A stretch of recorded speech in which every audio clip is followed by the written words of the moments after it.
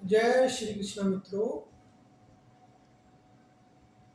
गुरु मुचंदन नाथ जी महाराज भ्रमण करते हुए जो है गोदावरी नदी के तट पर स्थित एक गांव में पहुंचे और वहां सरस्वती नाम की एक महिला रहती थी और उसके द्वार पर अलख जगाई कि देवी, मुझे बहुत ज़्यादा भूख लगी हुई है और जो मुझे भोजन ग्रहण कराओगी तो आपको मुँह वरदान दूंगी।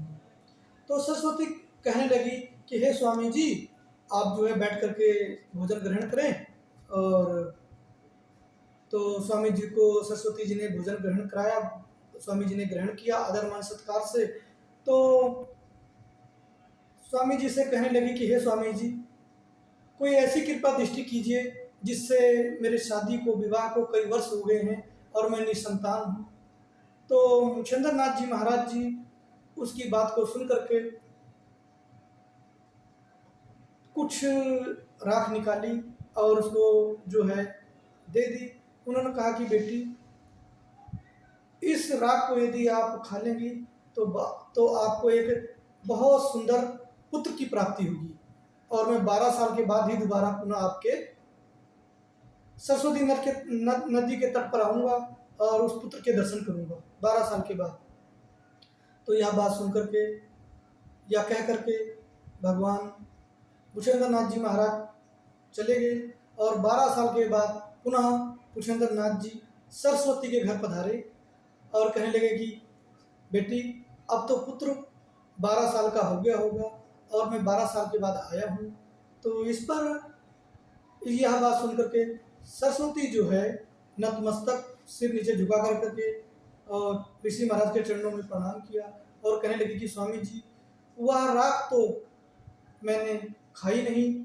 अपने पति से पूछा तो पति ने कहा कि राख खाने से यदि किसी के घर में पुत्र प्राप्त हो जाए तो इस संसार में अनेकों व्यक्ति हैं जो निसंतान हैं। तो इस पर गुरु गोरखानंद जी कहने लगे कि हे बेटी, जिस पर परमात्मा भगवान विशेष कृपा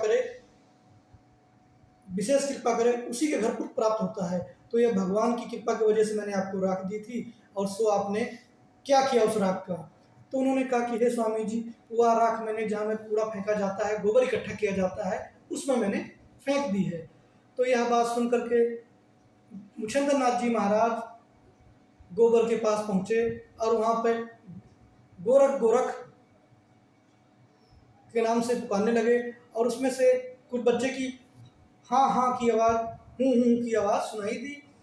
तब जो है सारे गांव वाले इकट्ठे हो गए और सब लोगों ने उस गोबर को साफ करने लगे। पूरा गांव इस वृत्तांत को देखकर आश्चर्यचकित हुआ और वहां से सब गांव वालों ने मिलकर के पूरे गोबर को साफ किया और वहां 12 साल का एक लड़का प्राप्त हुआ और लड़का निकला और जो है और उसके पश्चात गांव वाले बड़े हैरान चकित हुए और वहां गुरु मुचंदर नाथ जी महाराज जी का स्वागत सत्कार किया गया। और इस प्रकार सरस्वती और उनके पति ने जो है चरण पकड़ करके कहा, हे स्वामी जी, यह पुत्र हमें दे दीजिए। तो मुचंदर नाथ जी ने कहा कि आपके भाग्य में यह पुत्र नहीं है, इसको मैं अपने साथ लेकर जाऊंगा। यदि आपके भाग्य और कर्म में होता तो यह आप राख खा लेती, इसको गोबर में फेंकती ना। तो वह मुचंदर नाथ जी महाराज जो है जो बालक निकला उस बालक का नाम रखा गुरु मुचंदर नाथ। तो गुरु गोरखनाथ मुचंदर नाथ जी ने जो बालक निकला उस बालक का नाम गुरु गोरखनाथ रखा। और गुरु गोरखनाथ जी जो हैं बहुत प्रतापी हुए और वह बच्चे को लेकर के मुचंदर नाथ जी अपने साथ चल दिए और जो है बच्चे को साथ लेकर अपने साथ चल दिए। और बच्चे ने इतनी तपस्या साधना की कि तपस्या करके साधना करके भगवान की भक्ति का भजन कीर्तन इतना किया कि वह एक महान योगी के नाम से प्रसिद्ध हुए। आज भी पूरे विश्व में, पूरे ब्रह्मांड में विख्यात हैं गुरु गोरखनाथ जी। और इसी प्रकार से मित्रों मैं आप सबसे विदा लेता हूँ और जय श्री श्याम।